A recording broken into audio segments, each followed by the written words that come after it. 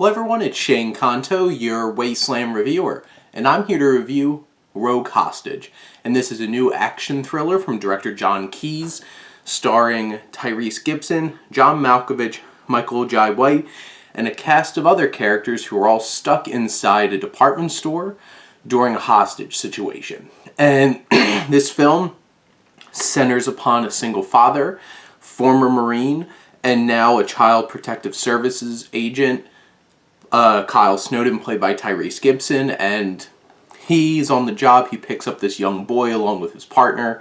This young boy is armed with like a pocket knife, protecting himself, and they wind up stopping at a department store where Snowden's stepfather, played by John Malkovich, who's a congressman, runs this store and stops to do like this kind of campaign thing, and then all of a sudden it's taken over, and the rest of the movie we're stuck inside this department store with hostages, and we have our rogue hostage, Tyrese Gibson, trying to get everybody out of the situation. And Die Hard in a department store, sudden death in a department store. We've seen this story before. Tyrese Gibson is not the most interesting of choices as a lead. I've never really been a huge fan of him. Like, I know he's really big from Fast and Furious, but I'm not the hugest Fast and Furious fan. I know he was in the Transformers movies as well.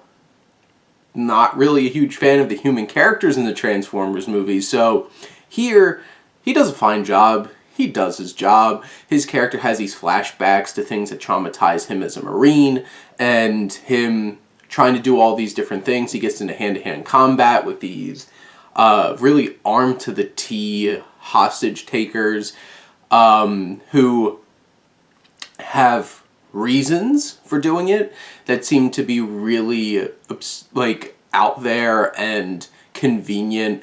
This whole movie's convenient. Everybody knows somebody in all the strangest of ways, which just reinforces that this feels so artificial.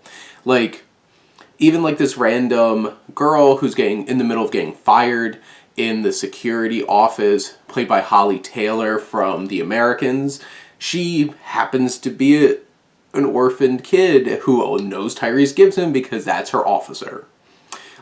Everybody knows somebody, and of course it turns out that these terrorists know John Malkovich's character personally, and of course this person tutored this person knows this person, and it just becomes ridiculous after a while if you're like, oh, I know this person, look at that.